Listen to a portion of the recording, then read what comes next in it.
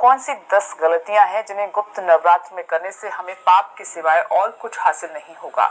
आइए पंडित जी से जानते हैं। पंडित जी, वो गलतियां जो नहीं करनी है इसमें। देखिए, मैं फिर से एक बार कह रहा हूं, कर्मकांड दुधारी तलवार है। अगर सीधी चलेगी तो लक्ष्य को भेदेगी, अगर उल्टी चल गई तो आपका ही नुकसान होगा। इसी तरह से शक्ति की उपासना में भी सावधानी बरतने की जरूरत है। जैसे गुप्त नवरात्र में अपने खान पान पर विशेष ध्यान देना चाहिए।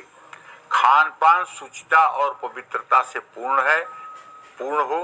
कौन बना रहा है आपके लिए आहार, इस बात का बहुत बड़ा आपको ध्यान देना है। किस बुद्धि से और किस श्रद्धा से, किस विवेक के साथ आपके लिए प्रसाद या भोजन सामग्री कैसे बन रही है, इसका विशेष ध्यान देना चाहिए। और अगर संभव हो तो अपने हाथ से ही अपने लिए कुछ बना करके भोजन पाना चाहिए। ये साधना में लगे हुए लोगों के लिए कह रहा हूं, शेष लोगों के लिए नहीं।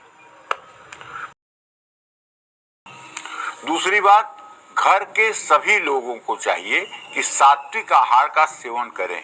घर में किसी प्रकार की हिंसात्मक चीजों का सेवन ना करें और पूरे नवरात्र भूल करके भी किसी कन्या, किसी स्त्री, किसी बुजुर्ग महिला का अपमान न करें, नहीं तो सारी पूजा आपकी बेकार हो जाएगी। नवरात्र के दिनों में अपने घर में सुख शांति बनाए रखने की कोशिश करें।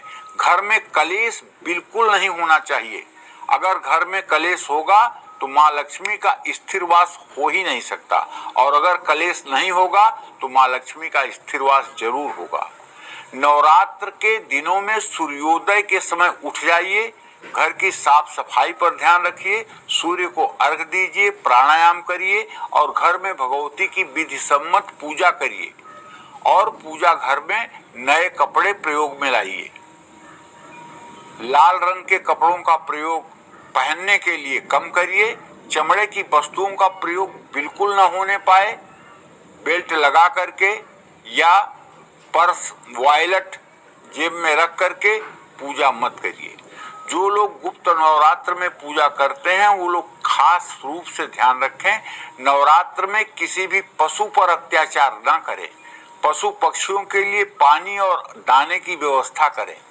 जो लोग अपने घर में कलश स्थापित करते हैं वो सुबह शाम पूजा अवश्य करें। माँ दुर्गा की कृपा पाने के लिए किसी का अपमान न करें। जरूरतमंद व्यक्ति को ना सताएं। दोपहर में सोने से परहेज करें। हर रोज दुर्गा सप्तशती का पाठ करें। और एक बात ध्यान रखिएगा, भूल करके भी कवच के एक भी मंत्र से हवन मत करिएगा, वरना सर्वनाश हो जाएगा। कवच के एक मंत्र से भी आहुति नहीं देनी चाहिए, ये सभी दर्शकों को पता होना चाहिए। अच्छे अच्छे पंडित इसमें गलती कर जाते हैं और जबान पे कवच का मंत्र चढ़ा होता है और उसी को बोलकर हवन करा देते हैं, जिससे जजमान का सर्वनाश हो जाता है।